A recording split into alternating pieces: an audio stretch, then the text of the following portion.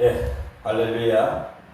지금이야말로 은혜 받을 기회인 것 같습니다. 온 나라가 코로나19라고 하는 무서운 바이러스 때문에 많은 사람들이 힘들어하고 어려운 가운데 있지만 지금 이때야말로 우리가 하나님의 도우심의 손길을 기다려야 더 간절하게 기다려야 되지 않나 그렇게 생각을 합니다.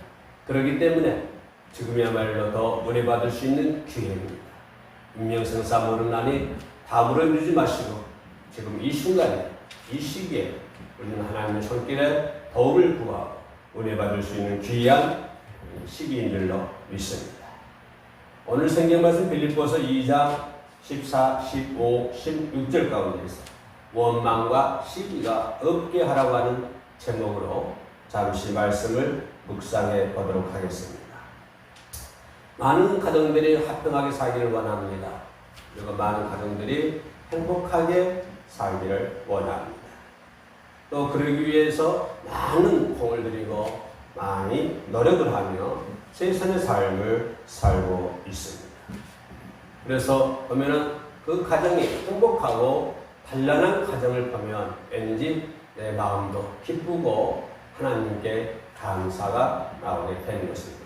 그러나 헛간에 화평과 단란해 보이는 가정이라 해도 막상 어떤 문제가 대두되고 특별히 경제적인 어려움이 닥치게 되면 형제간에 가족간에 다툼과 불화가 생겨나는 것을 우리는 많이 볼 수 있습니다.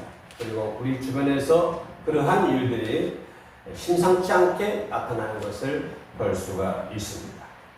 진정한 가족 간에 사랑이 있다고 한다면 경제적인 문제가 온다 할지라도 아니 그보다 더 큰 쓰나미가 온다고 할지라도 결코 서로 간의 원망과 시비를 가리는 것이 아니다. 서로의 각자 처지를 이해해주고 따뜻한 말로 격려해주면서 서로 간에 힘이 되어줘야 되지 않나 그렇게 생각을 합니다. 그래서 가정 안에서는 아무리 어려운 일이 온다고 할지라도 서로 원망하지 말고 서로 시비 걸지 말고 오히려 서로 위로하며 격려하며 따뜻하게 안아주고 따뜻하게 품어줄 수 있는 그러한 일들이 반드시 필요하다고 하는 것입니다. 이처럼 우리가 이런 문제들은 가정에서뿐만 아니라 어느 곳에 있든지 모든 일을 원망과 시비가 없이 해야 될 줄로 믿습니다. 빌립보서 오늘 본문 말씀 보면 모든 일을 원망과 시비가 없이 하라. 이는 너희가 흠이 없이 순전하여 어그러지고 거스리는 세대 가운데서 하나님의 흠 없는 자녀로 세상에서 그들 가운데 빛들로 나타내게 하라 하는 말씀이 있습니다. 여기서 흠이 없다는 것은 모든 면에서 온전한 것을 의미하고 있습니다. 만일 자신이 어떤 몸에 흉터가 있는 사람이라면 흉터가 전혀 없는 사람이라면 그만큼 자기 몸을 잘 돌볼 뿐만 아니라 성품 또한 온유하다고 하는 것을 내다볼 수가 있습니다. 만일 성격적으로 우리는 주변에서 그런 말을 많이 듣습니다. 그리고 서슴지 않게 우리는 이런 말을 하는 것을 볼 수 있습니다. 어떤 말이냐면 저 사람은 참 좋은데 맺고 끊을 줄 모르는 게 흠이야. 저 사람은 참 좋은데 너무 좋은데 그런데 맺고 끊을 줄 모르는 것이 그게 흠이야 라고 하는 말을 하기도 합니다. 또 어떤 사람은 이런 말을 합니다. 저 사람은 딱 부러진 성격이 좋은데 너무 칼 같아서 문제야. 그게 흠이야 라고 말하는 사람도 있습니다. 만약에 이런 말을 들으면 언뜻 보면 좋은 말 같기도 하지만 그러나 바로 성격에 흠이 있다고 하는 것을 우리는 볼 수가 있습니다. 원망과 시비하지 마라. 우리가 원망이라는 것을 떠올리면 먼저 이스라엘 백성들을 볼 수가 있습니다. 우리는 출애굽 사건 이후에, 그러니까 출애굽기 32장 아래쪽에 보면은 이 이스라엘 민족, 애굽에서 탈출해 나온 이스라엘 민족이 32장, 출애굽기 32장까지만 보면 그들은 하나님의 말씀대로 잘 순종했습니다. 그리고 하나님의 인도하는 대로 잘 따라갔습니다. 그러니까 하나님의 은총이 그들 위에 임하는 것을 볼 수가 있습니다. 이 과정에서 보면 하나님의 은총 받기를 원합니까? 그러면 우리는 하나님의 말씀대로 순종하고 하나님의 인도를 따라가는 하나님의 백성이 되어야 될 줄로 믿습니다. 출애굽기 32장 이하로 이스라엘 백성들이 하나님의 말씀을 순종하고 잘 따를 때 그 위에, 이스라엘 백성들 위에 하나님의 은총이 임하는 것을 볼 수가 있습니다. 그러나 그 32장 이후로 어떻게 됐습니까? 본격적인 광야의 생활이 시작되자 그들의 입에서는 다시 불평이 나왔고 하나님의 지도자 모세를 시기하게 되고 하나님을 원망하게 되는 것을 볼 수가 있습니다. 그렇게 되자 그들에게는 하나님의 진료가 임하게 되었다고 하는 것입니다. 이 과정만 놓고 보면 하나님의 말씀에 순종하면 하나님의 인도를 따르면 반드시 거기는 하나님의 은총이 임하게 되는 것이고, 반대로 시비를 하게 되고 하나님을 원망하게 되면 그 위에는 하나님의 진료가 임한다고 하는 사실을 우리는 또 이 시간에 생각해 봐야 될 줄로 믿습니다. 코로나19라는 무서운 바이러스가 온 세상을 뒤엎고 있습니다. 그러나 이 와중에서 경제적으로 매우 힘든 국가적으로 매우 힘든 그런 상태에 놓여 있습니다. 그럼에도 불구하고 우리는 절대로 하나님을 원망하다든가 서로 간에 시비를 걸어서는 절대로 안 될 줄로 믿습니다. 이 어려운 가정에서도, 이 와중에서도 저와 여러분들은 분명히 하나님의 말씀대로 따르고 순종하고 하나님의 인도를 따라 걸어갈 때에 다시 한번 이 나라의 민족은 하나님의 은총이 임할 줄로 믿습니다. 그러나 서로 시비하게 되고 서로 원망하게 되면 거기는 하나님의 진료가 임한다고 하는 사실입니다. 하나님의 진료가 임하면, 하나님의 진료가 임하는 가정은 멸망할 수밖에 없습니다. 하나님의 진료가 임하는 국가는 멸망을 당할 수밖에 없습니다. 그렇기 때문에 멸망을 당하지 않기 위해서 또한 우리는 하나님의 말씀대로 순종하고 하나님의 인도를 따라갈 수 있는 이런 귀한 중차대한 시기인 줄로 믿습니다. 뿐만 아니라 여기서 10장 18절로 22절 말씀 보면 또한 욥이 하나님을 원망하는 것을 볼 수가 있습니다. 동방의 부자, 동방의 의인이라고 하는 욥도 그 어려운 환난 가운데서, 공감 속에서, 그 고난 가운데서 하나님을 원망하는 것을 볼 수가 있는데, 그게 여기서 10장의 18절로 22절에 나와 있습니다. 욥이 하나님을 원망하는 그 내용을 보면 욥은 어머니 뱃속에서 태어나는 것을 원망하는 것을 볼 수가 있습니다. 그러면서 그는 뭐라고 얘기합니까? 이제 자기의 살 날이 얼마 남지 않는 것을 알고 얼마 남지 않는 것 같아서 그때까지만이라도, 그때까지 내 죽을 때까지만이라도 평안을 얻게 해달라고 하나님께 기도하는 것을 볼 수가 있습니다. 사도 바울 선생은 하나님을 시험하다가 원망하여 죽은 이스라엘 백성들을 이렇게 신뢰를 들면서 그는 뭐라고 얘기했냐면 천질로 생각되거든 넘어지지 않도록 조심하라 라고 얘기해주고 있습니다. 우리는 원망과 좌절해서는 아니 될 줄로 믿습니다. 코로나19라고 하는 이 무서운 질병이 온 세상을 뒤엎고 있고 또 모든 소상공인 또한 자영업자들 모든 사람들이 힘들어하고 있습니다. 너무너무 힘들어하고 있습니다. 지금까지는 잘 버텨왔지만 앞으로가 더 문제라고 하는 사실입니다. 이런 시기에 이름에도 불구하고 우리는 절대로 누군가를 원망해서는 안 된다고 하는 것입니다. 원망뿐만 아니라 절대로 포기하거나 좌절해서는 안 될 줄로 믿습니다. 민수기 20장 1절로 11절 말씀 보면 이스라엘 백성들은 하나님께서 모세를 통해 인도하셔 주신 대로 잘 따라왔습니다. 하나님이 인도하시는 대로, 하나님 말씀대로, 또한 모세가 인도하는 대로 잘 따라왔습니다. 순종하고 잘 따라왔으나 물이 없었습니다. 여전히 물이 없습니다. 물이 없다는 말은 무슨 말입니까? 이제는 죽음 직전에 넣어 있다라고 하는 그런 사실입니다. 하나님의 말씀으로 잘 순종해 왔었고, 하나님의 지도자 모세의 뜻에 따라 잘 인도하는 데에 따라서 잘 따라왔지만, 여전히 그들 앞에서는 물이 없었다라고 하는 것입니다.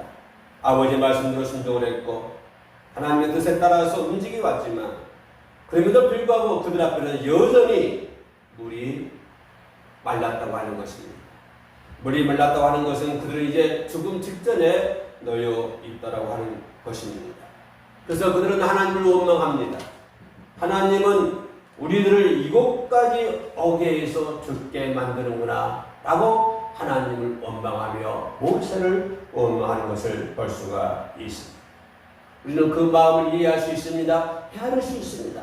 어쩜 이 시대를 살고 있는 우리들도 아마 그 지경이 되면 그렇게 될 줄도 모르겠습니다. 그러나 우리는 이 과정을 바라보면서 그럼에도 불구하고 하나님의 말씀대로 순종하고 하나님의 인도에 따라서 여기까지 왔지만, 그럼에도 그들 앞에는 여전히 물이 없음에도 불구하고, 우리는 하나님을 원망해서는 안 된다고 하는 것입니다. 누구든지 간에 시비를 걸어서는 안 된다고 하는 것입니다. 오직 우리는 그러한 문제가 있을 때 우리는 문제를 앞에서 원망을 버리고 시비를 버리고 포기하는 것을 버리고 우리는 기도로 승리해야 될 줄로 믿습니다. 그 과정에서 우리는 할 수 있는 것은 우리는 기도할 수밖에 없습니다. 기도하는 것이 최고의 무기입니다. 기도를 하면은 다 이루어질 줄 믿습니다. 기도를 하면 그들 앞에 물이 없었지만 기도를 하면 하나님께서 이끌어 주실 줄로 믿습니다. 그들은 그 광야에서 하나님을 원망하고 지도자를 원망하는 것을 볼 수가 있습니다. 우리는 하나님을 원망하는 그런 흠이 있는 자녀가 되어서는 아니 될 줄로 믿습니다. 우리는 하나님의 자녀입니다. 우리는 하늘의 하나님의 종들입니다. 하나님의 자녀이기 때문에 우리는 세상에서 빛들로 나타나야 될 줄로 믿습니다. 내가 무엇을 가지고 있느냐, 무엇을 소유하고 있느냐가 문제 아니라, 나는 어떤 위치에 있느냐가 그것이 문제 아니라, 나는 어떤 종류의 사람인가 라고 하는 그것이 문제 아니라, 우리는 하나님의 자녀로서의 하나님의 빛을 발할 수 있는 그런 하나님의 사람들이 되어야 될 줄로 믿습니다. 그러면 우리는 빛이 될 수 있는, 원망하지 않고 서로 빛을 발할 수 있는 흠이 없는 사람이 되기 위해서는, 순전한 사람이 되기 위해서는 어떻게 해야 되는가? 순전이라고 하는 것은 순수하고 완전하다라는 뜻을 소유하고 있습니다. 하나님께서는 온유함을 향함으로 나타내 보이는 것을 순전합니다라고 하나님은 말씀을 해주고 있습니다. 이처럼 순전한 사람은 옳은 것을 안전하게 행할 수 있는 사람이 순전한 사람입니다. 불의를 행하는 것이 아니라 온전한 것을, 완전하고 온전한 것을 온전히 행할 수 있는 사람, 행동으로 나타낼 수 있는 사람, 행할 수 있는 사람이 순전한 사람이다 라고 하는 것을 볼 수가 있습니다. 그 순전함, 옳은 것을 완전하게 행하고 반드시 그 행함에는 또한 덕이 따라야 된다고 하는 것입니다. 덕이 따라야 되고 인격적으로 착으로 밝고 깨끗해야 되고 모든 사람이 품이 있어야 되고 정결한 삶을 사는 것이 순전한 사람이다 라고 얘기해 볼 수가 있겠습니다. 또한 흠이 없고 순전하여 성경 말씀이 뭐라고 하셨습니까? 어그러지고 거스르지 않게 살아야 됩니다. 어그러지고 거스르다. 하나님께서는 원하는 사람의 기본적인 틀에서 벗어나는 것은 어그러진 사람이다 라고 해야 합니다. 어그러진 사람이 어떤 사람입니까? 하나님의 기본적인 틀에서 벗어나는 사람, 하나님의 길에서 벗어나는 사람, 하나님의 기본적인 틀에서 벗어난 사람을 어그러진 사람이다 라고 얘기해 볼 수가 있겠습니다. 다시 한번 예를 들면 이런 사람입니다. 교만한 사람, 다투기를 좋아하는 사람, 자랑하기를 좋아하는 사람, 또한 들리는 것을 좋아하는 사람, 혈기내는 것을 자주 하는 사람, 혈기내는 것들, 이런 것들은 하나님이 원하시는 기본적인 틀에서 벗어난 어그러진 사람이라고 하는 것을 우리는 볼 수가 있습니다. 그래서 순전한 사람은 교만하지 않습니다. 순전한 사람은 다투지도 않습니다. 순전한 사람은 들리는 것도 하지 않습니다. 순전한 사람은 혈기를 내지 않습니다. 순전한 사람은 항상 삶이 품이 있고 정결하고 또한 인격적으로 참으로 맑고 깨끗한 사람이 순전한 사람이라고 하는 것을 볼 수가 있습니다.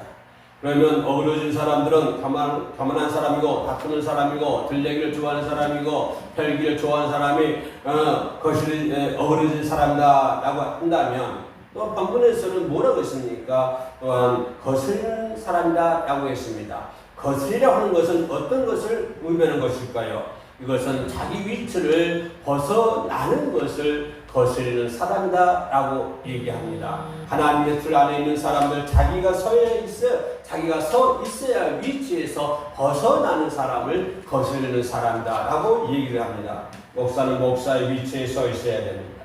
장로는 장로의 위치에 서 있어야 됩니다. 권사와 집사 모든 성도는 자기들 위치에 서 있어야 됩니다. 그 서 있어야 할 위치에서 벗어나는 사람을 거스리는 사람이다 라고 성경은 얘기를 해 준 것입니다. 그러니까 어그러진 사람은 교만한 사람, 다투는 사람, 혈기내는 사람, 들레는 사람, 자랑하는 사람, 이런 사람들이 어그러진 사람들이고, 또한 거스리는 사람들은 뭡니까? 자기 위치에서 벗어나는 사람을 거스리는 사람이다 라고 얘기해 볼 수가 있습니다. 한 가지 예를 들자면 이렇습니다. 아랫사람이 윗사람이 섬기지 못하고 순종하지 못하는 것, 이것도 거스릴 사람입니다. 자녀가 부모에게 불순종하는 것도 이것도 거스릴 사람입니다. 부모는 부모답게, 자녀는 자녀답게 행해야 하는데 이러한 도리를 저버리는 것이 바로 거스리다 하는 것입니다. 자기가 행해야 할 일을 행해야 되는데 행하지 않는 것도 거스리는 일이다 그 말입니다. 그러므로 늘 자신의 모습을 살펴보고 내 모습을 살펴보고 흠이 없고 순전하며 어그러지거나 그러지 않는 마음과 행함을 이루어 모든 일에 원망과 시비가 없게 하는 그런 하나님의 빛의 자녀들이 반드시 되어야 될 줄로 믿습니다. 어떤 조직이든지 간에 어떤 가정이든지 간에 마찬가지입니다. 그 가정 안에는 화평함이 있어야 됩니다. 화평함을 계속적으로 지속되기 위해서는 아무리 어려운 경제적인 문제라든가 아무리 어려운 문제가 온다 할지라도 원망과 시비를 하지 말고 사랑과 화평한 삶을, 모든 가족들과 화평한 삶을 우리는 영위하시기를 주님의 이름으로 축원해 올리겠습니다. 기도하시겠습니다. 고맙고 은혜로우신 아버지 하나님, 하나님과의 약속을 잘 지키는 사람들이 되게 하여 주시옵소서. 주변으로부터 믿을만한 사람, 인정과 칭찬을 받을 수 있는 사람, 하나님께로부터 더 나아가 인정과 칭찬을 받을 수 있는 그러한 하나님의 종들이 되게 하여 주시옵소서.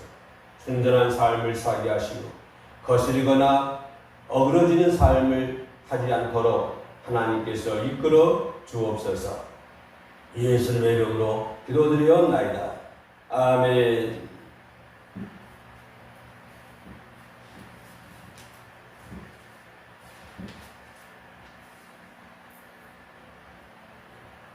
지금은 온 나라가 코로나19 때문에 많이들 힘들어하고 있습니다. 이 방송을 보신 분들 그리고 모든 크리스찬들이 하나님께 더 엎드려 있는 위치에서, 있는 장소에서 더 엎드려 하나님께 무릎 꿇고 기도해야 할 그러한 시기인 것 같습니다. 모든 교회들이 비대면으로 온라인으로 예배를 드리고 있습니다. 이런 일들 하석기 종식대에서 함께 예배드릴 수 있는 그날이 빨리 왔으면 좋겠습니다.